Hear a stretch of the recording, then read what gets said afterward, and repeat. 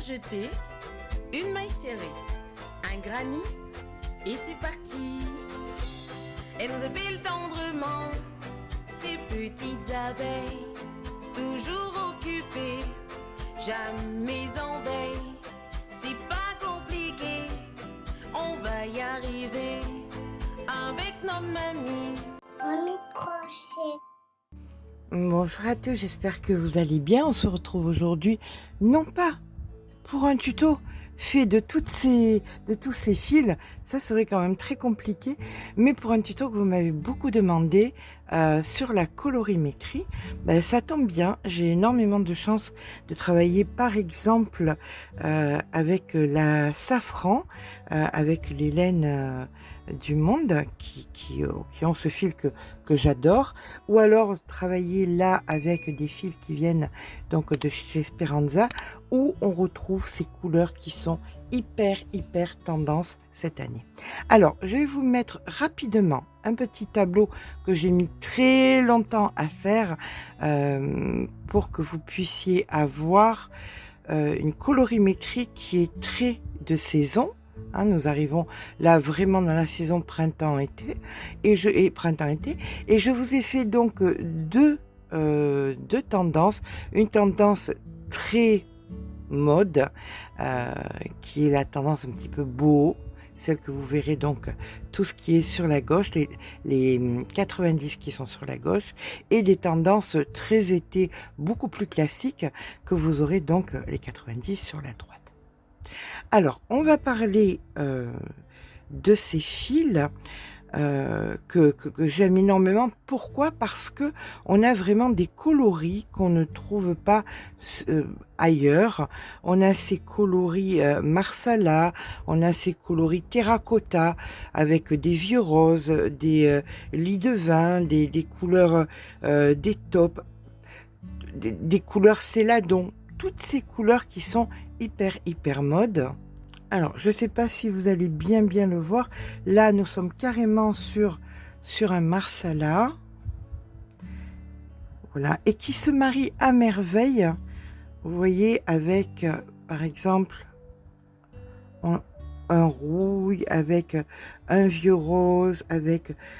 Voilà. Ce sont des couleurs qui se marient très bien ensemble et qui sont surtout hyper tendance. Alors, on peut les travailler bien évidemment par rayures. On peut aussi travailler essentiellement une couleur et venir ensuite mettre quelques rayures en alternance.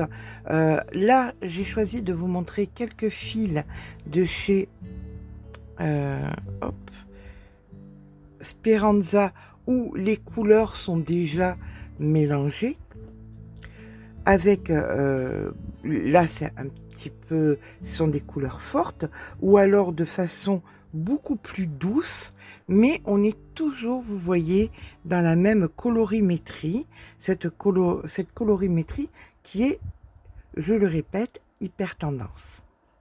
Je vous mets à présent donc le fameux tableau.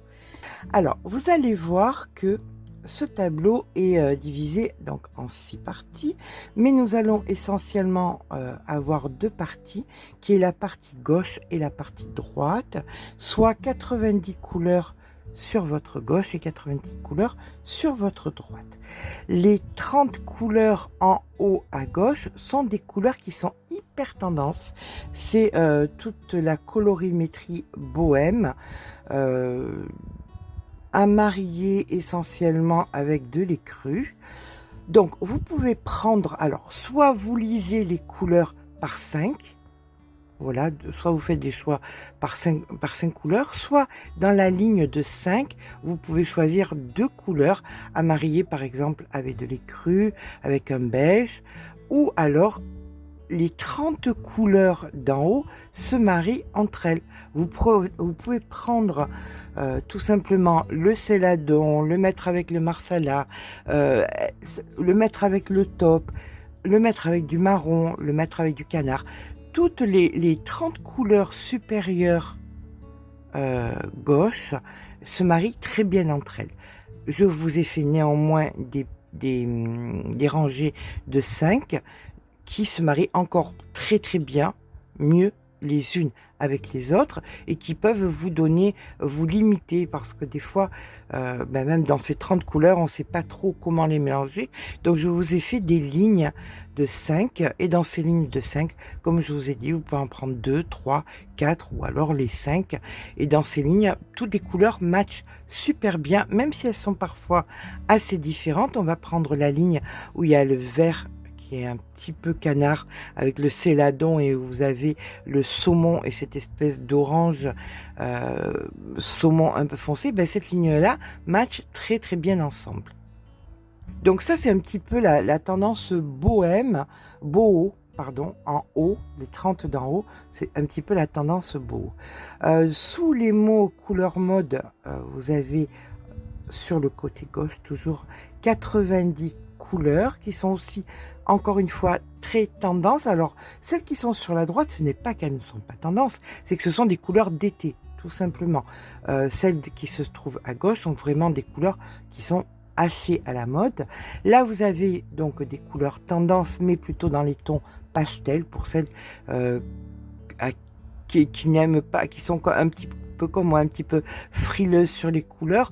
Après, bon, je vais pas me gêner de prendre des couleurs dans la colorimétrie supérieure gauche avec parcimonie ou en faisant des rayures ou en mettant quelques rayures au milieu. Je suis en train de faire un ouvrage comme ça, justement, au milieu d'un ouvrage, de mettre quelques rayures.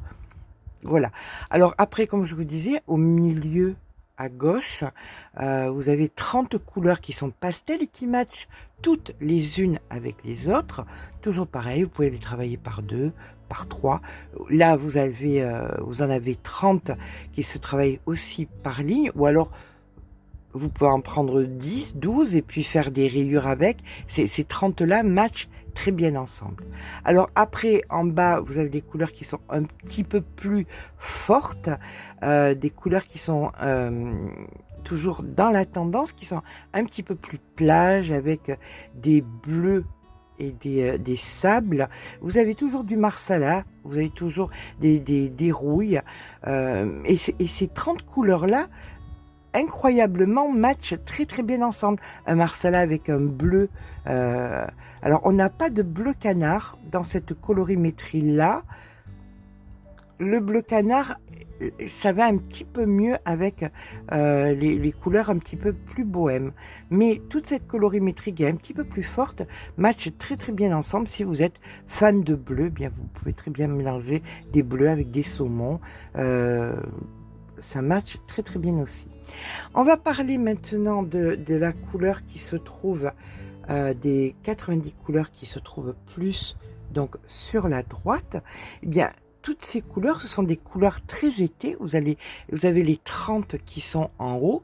Vous avez par exemple les 5 premières, sur les 5 premières, le rang des 5 premières. Vous voyez, c'est des couleurs qui sont assez fortes. Ce sont des couleurs qui matchent bien ensemble. Vous pouvez même rajouter un bleu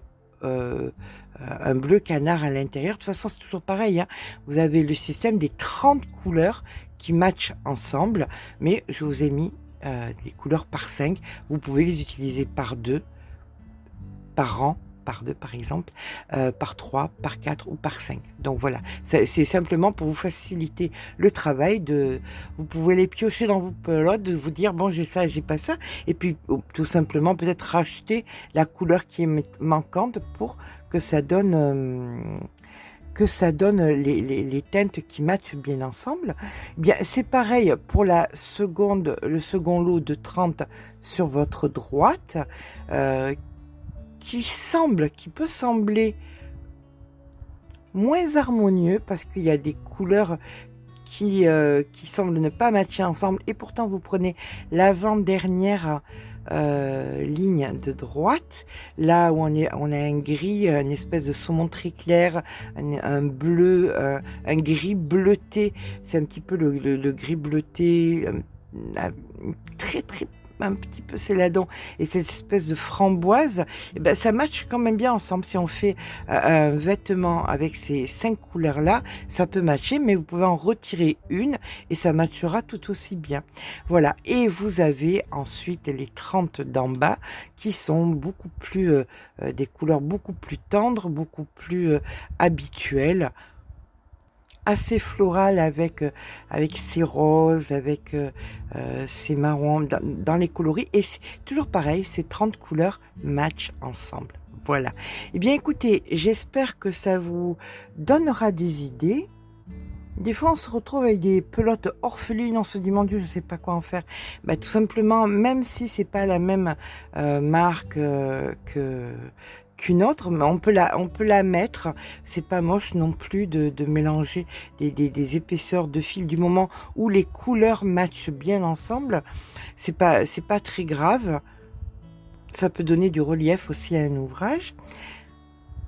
Je pense qu'on fera la même chose, on reviendra sur une vidéo un petit peu similaire vers septembre pour, utiliser des couleurs hivernales et puis on verra quelle sera la tendance à ce moment-là. J'espère que cette petite vidéo vous aura plu. Si c'est le cas, n'hésitez pas à mettre un petit pouce en l'air, bien parce que ça fait toujours plaisir, mais surtout abonnez-vous. Je vous fais de gros bisous et je vous dis à très vite.